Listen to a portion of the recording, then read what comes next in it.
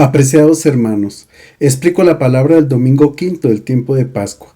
La primera lectura es del libro de los Hechos de los Apóstoles, capítulo 9, versículos 26 a 31. Bernabé presenta a Pablo ante la comunidad cristiana de Jerusalén. Pablo se convierte al cristianismo más o menos por el año 36 y luego se quedó unos 3 años colaborando con la comunidad cristiana de Damasco. Pero por la oposición de los judíos y otras circunstancias, el apóstol se vio obligado a abandonar la ciudad. En la segunda carta a los Corintios, Pablo cuenta el motivo y la manera como escapó. Dice: en Damasco el gobernador bajo el rey Aretas vigilaba la ciudad de los damasenos con el fin de prenderme, pero me bajaron en un cesto por una ventana en la muralla y así escapé de sus manos. Después, por el año 39, Pablo fue a Jerusalén porque quería encontrar a Pedro y conocer a la comunidad a la que antes había perseguido fuertemente. Todos sabían del radical cambio de vida que había tenido, sin embargo, todavía no confiaban en él y antes de acogerlo en la comunidad querían verificar la solidez de su decisión. Bernabé era un discípulo eminente y estimado por todos debido a su generosidad y a su desprendimiento, y sobre todo por su dedicación a la causa del Evangelio. Bernabé conocía muy bien a Pablo y sabía de su preparación bíblica y había intuido que él podría llegar a ser un grande apóstol, por tanto, interviene, toma consigo a Pablo y lo presenta a la comunidad de Jerusalén. Después de unos años, Bernabé irá a Tarso para encontrarse con Pablo y comenzar el programa misionero en el mundo griego. Nuestro pasaje hace parte de la sección dedicada a la estancia de Pablo en Jerusalén y concluye con un breve sumario de la vida de la comunidad. En aquellos días, cuando Pablo llegó a Jerusalén, intentaba unirse a los discípulos, pero ellos le tenían miedo porque no creían que fuera discípulo. Bernabé, haciéndose cargo de él, se lo presentó a los apóstoles y él les contó cómo había visto al Señor en el camino, cómo le había hablado y con qué franqueza había anunciado en Damasco el nombre de Jesús. Saulo se quedó en Jerusalén moviéndose libremente, anunciaba valientemente el nombre de Jesús, conversaba y discutía con los judíos de lengua griega, pero estos tramaban su muerte. Sus hermanos, al enterarse, lo acompañaron hasta Cesarea y lo enviaron a Tarso. La iglesia entera de Judea y Galilea, Samaria, gozaba de paz, se iba construyendo, vivía en el temor del Señor y crecía animada por el Espíritu Santo. Lucas presenta el primer encuentro de Pablo con la comunidad de Jerusalén de manera conflictiva. Los integrantes de la comunidad cristiana dudaban de su auténtico seguimiento a Cristo. En este caso es significativo el papel que cumple Bernabé, porque consigue que la comunidad de Jerusalén acepte a Pablo. De este modo, Bernabé se presenta como el modelo del cristiano que ayuda a la integración comunitaria de los hermanos. En la carta a los Gálatas, Pablo dice que el evangelio que fue anunciado por él no es de origen humano, sino que lo recibió por medio de una revelación de Jesucristo.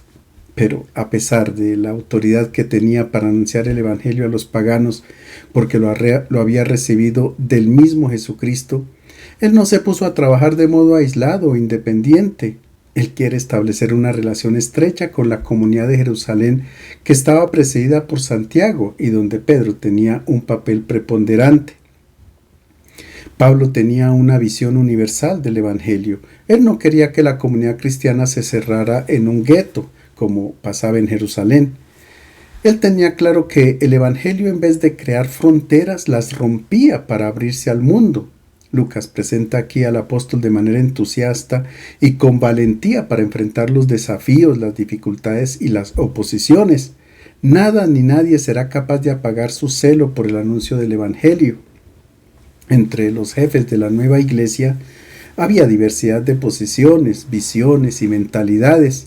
Eran pocos quienes pensaban como Pablo, y Pedro todavía no comprendía la dimensión universal del evangelio. El autor de los Hechos de los Apóstoles subraya el comportamiento de Pablo porque quiere hacer ver a la iglesia y también a nosotros que en la comunidad se deben afrontar incomprensiones y divergencias, y a causa de esto se puede tener una tentación de abandonar todo y de aislarse. Pablo desde el principio buscó la unidad con los hermanos de fe y ningún obstáculo pudo alejarlo de la comunidad eclesial. Finalmente, en nuestro pasaje aparece un sumario donde se destaca la presencia y el papel que cumple el Espíritu Santo dentro de la Iglesia. Él es quien la conduce en su marcha a lo largo de la historia. Es el Espíritu el que la hace crecer y multiplicarse. También le da estabilidad como a un edificio construido sobre una sólida roca. La segunda lectura es de la primera carta de Juan, capítulo 3, versículos 18 a 24. Es una invitación a permanecer siempre en Dios. En nuestro pasaje, el autor invita a los cristianos a permanecer unidos a Cristo de la misma manera que los sarmientos permanecen unidos a la vid. Ahora bien, los sarmientos permanecen con vida porque se alimentan de la misma savia de la vid. En el caso de la comunidad cristiana, la savia que mantiene vivos a sus miembros es el Espíritu Santo. Sin embargo, el pecado nos puede aislar de la comunidad y quedarnos sin esta savia. Para comprender mejor nuestro texto hay que agregar el versículo precedente. Si alguien posee bienes de este mundo y viendo a su hermano con necesidad le cierra su corazón, ¿cómo va a permanecer en él el amor de Dios? Y continúa nuestro pasaje. Hijos míos, no amemos de palabra y con la boca, sino con obras y de verdad. Así conoceremos que procedemos de la verdad y tendremos ante él la conciencia tranquila. Y aunque la conciencia nos acuse, Dios es más grande que nuestra conciencia y lo sabe todo. Queridos, si la conciencia no nos acusa, podemos confiar en Dios y recibiremos de Él lo que pidamos, porque cumplimos sus mandatos y hacemos lo que le agrada. Y este es su mandato, que creamos en la persona de su Hijo Jesucristo y nos amemos unos a otros como Él nos mandó. Quien cumple sus mandatos permanece con Dios y Dios con él, y sabemos que permanece con nosotros por el Espíritu que nos ha dado. El criterio que permite establecer quién realmente pertenece a Cristo no es el registro de bautismo, sino la manera como acoge el Espíritu que recibimos en el bautismo. Ahora bien, el Espíritu es libre como el viento, no se deja encerrar, va de un lado para otro y sin que lo veamos produce vida. Por tanto, el Espíritu no es monopolio de nadie y trabaja en quien lo acoge. Y el signo de que el Espíritu habita en una persona son las obras de amor que esta persona realiza. Quien no tiene el Espíritu de Dios no puede producir obras de amor, y si las hace es señal de que está unido a Cristo y a Dios sin importar raza, color, religión, nación, etc. Hay muchas personas que sin ser bautizadas llevan una vida recta. Son buenas, generosas y sorprenden por su fe. E incluso quienes no conocen a Cristo cuando practican la caridad pueden estar seguros de poseer la vida divina, porque como dice San Juan, el amor viene de Dios. Quien no ama no ha conocido a Dios, ya que Dios es amor. La lectura continúa con una de las afirmaciones más bellas de toda la Biblia. En caso de que nos condene nuestra conciencia, Dios es mayor que nuestra conciencia y conoce todo. Cuando evaluamos nuestra vida nos damos cuenta de haber cometido errores, de haber estado condicionados por defectos y hábitos que no hemos sido capaces de corregir, y a veces nos viene la tentación de pensar que Dios nos rechaza o nos condena, como lo hace nuestra conciencia. Es en este momento cuando la afirmación de San Juan nos reconforta.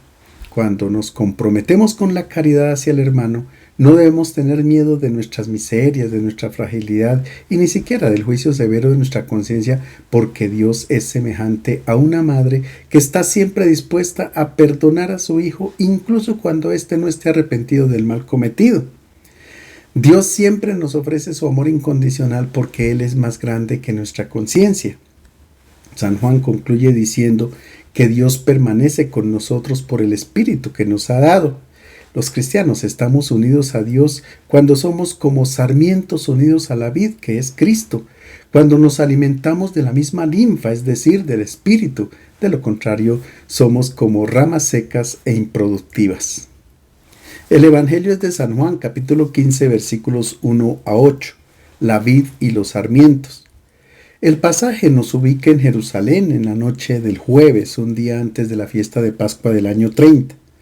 Jesús está reunido con sus discípulos en torno a la mesa en una cena de despedida. Él sabe que las autoridades judías tomarán la decisión de darle muerte y que lo espera la cruz. En este contexto, Jesús hace signos y habla largo tiempo con sus discípulos para darles instrucciones a fin de que ellos continúen con su misión. Les habla del servicio, del amor, de las obras que cumplirá el Espíritu Santo, etc. En nuestro texto, Jesús habla de la identidad y la situación de la comunidad de los discípulos en medio del mundo. Para tal fin, Él no utiliza una parábola, sino la alegoría de la vid y los sarmientos. Se trata de una imagen que tiene profundas connotaciones en la cultura judía y por supuesto en el Primer Testamento. La vid es una planta longeva que puede durar más de 2 o 3 siglos, por tanto, tenía un valor afectivo en la familia. Por tradición, toda familia hebrea era feliz cuando cultivaba junto a su casa la parra, que es el entramado de la planta de uva que daba sombra durante el largo verano.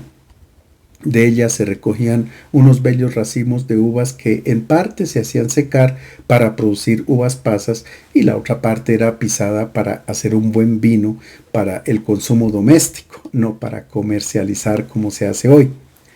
La tierra prometida es recordada en la Biblia no solo como aquella en la que emana leche y miel, sino también donde se cultivan viñas y olivos. La vid junto con la higuera son unos de los signos más representativos del pueblo de Israel. En la Biblia se utiliza la vid y la viña como signos de alegría y de celebración, pero también como expresión de las bendiciones de Dios. El pueblo de Israel era representado como una vid que Dios arrancó de Egipto y la trasplantó en la tierra prometida, de la que cuidó siempre con amor. El profeta Isaías dice: aquel día cantarán a la viña hermosa. Yo, el Señor, soy su guardián. La riego con frecuencia para que no le falte su hoja, noche y día la guardo. Si me diera zarzas y cardos, me lanzaría contra ella para quemarlos todos. También Israel era comparado con una viña que Dios plantó con cepas escogidas. Fue objeto de todos sus cuidados, pero en vez de dar buenos y abundantes frutos, produjo frutos amargos. Fue como una desilusión para Dios porque nunca produjo los frutos que él esperaba. Jesús se presenta con la imagen de la verdadera vid plantada por Dios. Así comienza nuestro texto. En aquel tiempo dijo Jesús a sus discípulos: yo soy la vid verdadera y mi Padre es el viñador. Para hablar de su identidad en el Evangelio de Juan, Jesús no utiliza parábolas, sino imágenes. Dice: yo soy el pan de vida, yo soy la luz del mundo, yo soy la puerta, soy el buen pastor, yo soy la resurrección y la vida, yo soy el camino, la verdad y la vida. Y en nuestro pasaje dice: yo soy la vid verdadera. Ahora bien, si Jesús califica a la vid como la verdadera, quiere decir que hay otra u otras que no son verdaderas. Por tanto, hay una contraposición entre Jesús e Israel, que se consideraba como una viña muy buena. Así como la viña produce vino para alegrar la vida y ofrecer felicidad, así también el pueblo de Israel pensaba que producía obras que complacían a Dios, que le ofrecían felicidad y alegría. En el Salmo 128 aparece la vid como imagen de amor esponsal. La esposa es como una vid fecunda al interior de su casa, y los hijos son como plantas de olivo alrededor de la mesa. El pueblo de Israel ofrecía culto para agradar a Dios con oraciones, sacrificios, cantos, etc., porque creía que era la manera perfecta de relacionarse con Dios. Pero el Señor, por medio del profeta Oseas, dice: quiero misericordia y no sacrificio, conocimiento de Dios más que holocaustos. En nuestro pasaje, Jesús identifica al agricultor de la viña con Dios. Él no es el propietario, sino un trabajador, y un trabajador dedicado a su viña porque esperaba que ella diera frutos buenos. Él esperaba de su pueblo derecho, pero lo que había era asesinatos. Esperaba justicia y lo que había era lamentos, como dice el profeta Isaías. La viña Israel había sido plantada en el suelo fértil de una colina pero decepcionó a su Dios y comenzó a producir uva agria. El Señor se quejó: yo te planté vid selecta de cepas legítimas, y tú te volviste espino, niña bastarda, dice Jeremías. Y tomó una decisión dolorosa, pero necesaria. Le quitaré su valla para que sirva de pasto. Destruiré su cerca para que la pisoteen. La dejaré arrasada. No la podarán ni la limpiarán. Crecerán zarzas y cardos. Prohibiré a las nubes que lluevan sobre ella, dice Isaías capítulo 5. Pero realmente no fue así. A pesar de que Israel se haya comportado como una vid infiel, Dios no la repudió porque, como dice San Pablo, los dones y la llamada de Dios son irrevocables. Así es.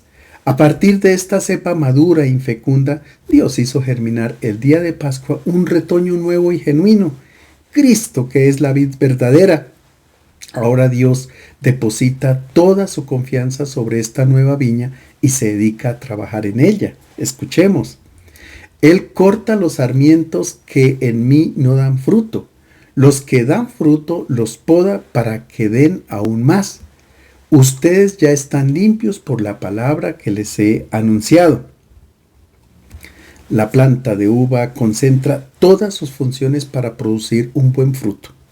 Después de que cumple con este objetivo, ya no sirve para nada más. El profeta Ezequiel pregunta: ¿acaso se saca madera de la vid para emplearla en una obra? ¿Se hace con ella una percha para colgar alguna cosa? No, se la echa al fuego para ser consumida.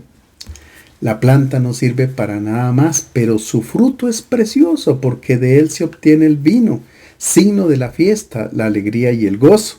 En otras palabras, la vid verdadera se distingue de la falsa por sus frutos. La metáfora es evidente. Jesús es la verdadera vid porque los frutos que producía eran de excelente calidad. Se basaban en las relaciones de amor, mientras que los frutos de los israelitas eran falsos. Su culto era aparente porque las relaciones entre ellos eran de odio y egoísmo. Los profetas no condenaban a los israelitas como personas en sí, sino los frutos que ellos producían. Dios espera de cada uno de nosotros un fruto similar al de la uva, es decir, alegría, gozo y fiesta. Dios quiere un mundo en paz movido por las lógicas del amor. Para crear este mundo nuevo, Dios realiza dos acciones con su viña: cortar y podar. Así hace el viñador. Si el sarmiento no da fruto, entonces lo corta, y si da fruto, entonces lo poda para que dé más fruto. Este trabajo agrícola lo hacían los viñadores 2 veces al año. El primero tenía lugar durante la estación de invierno y consistía en cortar las ramas inútiles. El segundo se hacía en el verano. En agosto se cortaban los brotes débiles para favorecer a los mejores. El objetivo de la poda consiste en reducir el número y la longitud de los sarmientos para que la vid produzca menos racimos, pero de más grosor y de más calidad. La poda alarga la vida de la vid y asegura la cosecha de un año para otro. Jesús utiliza esta metáfora y dice: el Padre corta los sarmientos que en mí no dan fruto. Se trata de los sarmientos muertos e improductivos que de ninguna manera representan a las personas. Las ramas secas son las miserias, las infidelidades al Evangelio, las debilidades, los pecados pequeños o grandes presentes en cada persona. Nadie es inmune. Todo el mundo tenemos necesidad constante de ser purificados. El pasaje de San Juan sobre la viña está dirigido a los cristianos bautizados que se han unido a Cristo como las ramas a la planta. Sin embargo, no es suficiente estar insertos en la planta. Hay que dejar actuar la linfa, el Espíritu de Cristo. Si esta linfa se bloquea, las ramas no producen ningún fruto.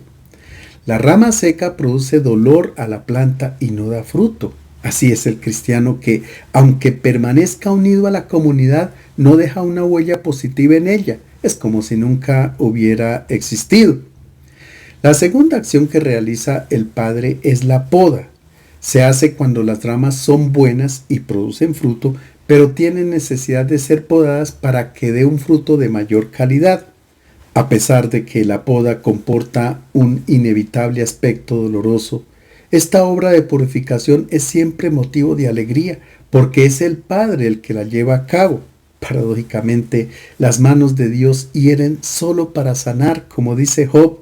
Bienaventurado es el hombre a quien Dios reprende. No desprecies pues la disciplina del Todopoderoso. Y la carta a los Hebreos afirma: es por su educación que Dios los trata como a hijos, porque ¿hay algún hijo a quien su padre no corrija? Dios nos poda de tantas cosas inútiles que retenemos como importantes, y también nos poda de todo lo negativo, del orgullo, del afán de poder, la codicia, la corrupción, etc., solo con el objetivo de que produzcamos obras de amor. Jesús dice: ustedes ya están limpios por la palabra que les he anunciado. El instrumento que el Padre del Cielo utiliza para podar es su palabra, porque como dice la carta a los Hebreos, la palabra de Dios es viva y eficaz, más cortante que espada de dos filos, penetra hasta la separación del alma y el espíritu, de articulaciones y médulas, y discierne sentimientos y pensamientos del corazón. No hay rincón oscuro o secreto del corazón que escape a su luz. No hay sombra de muerte que ella no disipe. Es la palabra la que indica las ramas que tendrán que ser eliminadas y las hojas inútiles que quitan luz a los sarmientos y les impide dar un buen fruto. Serán eliminadas las cosas efímeras, todo aquello que no corresponde con la adhesión que hemos dado al Señor. Muchas veces el Padre entrega las tijeras para podar a nuestros hermanos de la comunidad. Ellos son como ángeles que nos confrontan con la palabra de Dios y nos hacen ver nuestras fragilidades y la incoherencia con el Evangelio. El Señor nos purifica incluso por medio de las críticas duras dirigidas a la iglesia por parte de quienes no pertenecen a ella. No las podemos menospreciar porque se convierten en un llamado de atención para que llevemos una vida más evangélica. También Dios nos purifica en nuestra historia de vida cuando elimina los ídolos que nos hemos construido de modo equivocado. La poda siempre será saludable a pesar de que puede ser dolorosa. El pasaje continúa con las palabras de Jesús en las que se utiliza con una alta frecuencia el verbo permanecer. Permanezcan en mí como yo permanezco en ustedes. Así como el sarmiento no puede dar fruto por sí solo si no permanece en la vid, tampoco ustedes si no permanecen en mí. De acuerdo con el Evangelio de Juan, cuando el Bautista ve a Jesús que pasaba, dijo a sus discípulos: «He ahí el Cordero de Dios, el que quita el pecado del mundo». Y dos de ellos, al escucharlo, siguieron a Jesús. Jesús les pregunta: «¿Qué buscan?». Y ellos responden: «Maestro, ¿dónde moras?». Seguramente no tenían la intención de preguntarle dónde era su residencia, sino ¿quién eres tú?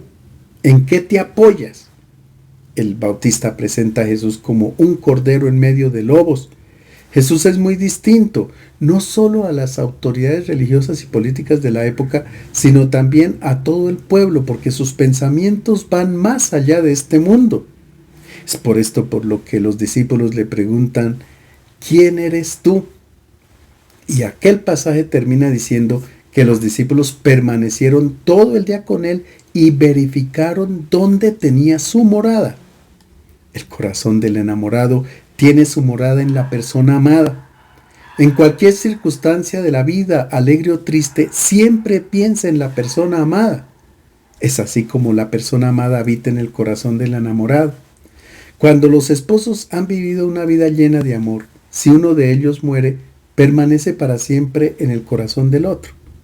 No es solo el recuerdo, sino la historia de vida que ha marcado su existencia la que permanece en el corazón del esposo que queda con vida. El tiempo nunca cancela esta historia de amor. Podemos decir también que una madre mora en su hijo porque hacia él se dirigen todos sus pensamientos y sentimientos. Por tanto, morar o permanecer en la vid significa la comunión total de la mente y del corazón con Cristo. Cuando todas las actitudes de Cristo las hago propias en mi vida, entonces puedo decir que mi morada está en Él, que permanezco en Él. Esto es lo que quiere expresar San Pablo cuando afirma: ya no soy yo quien vive, es Cristo quien vive en mí. Así se forma una simbiosis, una sintonía total con Cristo. Uno vive en el otro. Jesús vivió esta relación profunda con el Padre. Yo estoy en el Padre y el Padre en mí, decía un día el maestro a Felipe. Si la presencia de Cristo se reduce solo a momentos puntuales mientras oramos para pedir una gracia o en un acto externo de culto, etc., no podemos afirmar que Cristo mora o permanece en nosotros. Pablo afirma: si alguien está unido a Cristo, es una nueva creación. Lo viejo ha quedado atrás, lo nuevo ha llegado. Escuchemos cómo es la dinámica de la permanencia con Cristo. Yo soy la vid, ustedes los sarmientos.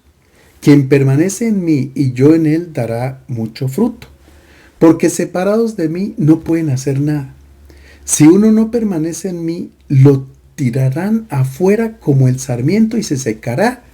Los toman, los echan al fuego y se queman. Si permanecen en mí y mis palabras permanecen en ustedes, pedirán lo que quieran y lo obtendrán. Mi Padre será glorificado si dan fruto abundante y son mis discípulos. Jesús dice que los sarmientos secos se botan al fuego. No son los hijos de Dios, no son las personas. La rama seca hace referencia a quienes no tienen el Espíritu de Cristo y por tanto no producen obras de amor. En la medida en que nos dejemos seducir por el mundo, nos secamos, es decir, si no se alimenta la fe con la escucha y la meditación de la palabra de Dios, con la celebración eucarística, entonces nos volvemos áridos como ramas secas. Entre más nos alejemos de Cristo y del Evangelio, se pierde una gran parte de nuestra vida porque no produce amor, que es el fruto que le interesa a Dios. En la primera carta a los Corintios, San Pablo compara la vida del ser humano con una construcción donde se emplean diferentes materiales, desde los más preciosos y resistentes hasta los más insignificantes y débiles. Y advierte que esta construcción vendrá examinada por medio del fuego. Se trata de una metáfora para indicar el juicio de Dios. ¿Qué quedará de la construcción? ¿Qué quedará de la historia del ser humano? Únicamente el amor. Todo aquello que no es amor se quemará y desaparecerá. Lo que no se ha construido en unión con la vid, que es Cristo, será quemado. Y Pablo concluye diciendo: si lo que alguno sobreedificó se quema, ese sufrirá una pérdida, si bien él mismo se salvará como quien pasa por el fuego. En otras palabras, Dios no arroja a nadie al fuego y mucho menos al infierno. Pero será triste ver que una gran parte de la vida se quema, se cancela.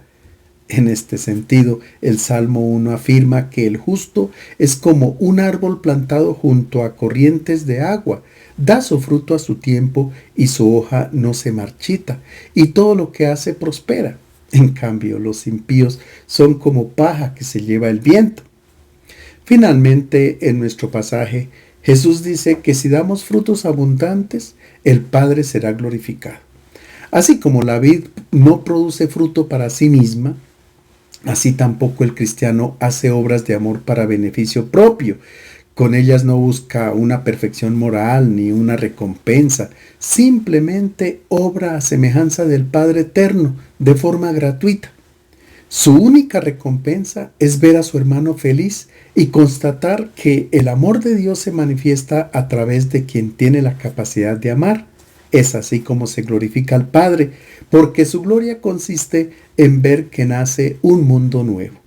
Les deseo felices Pascuas y un feliz domingo.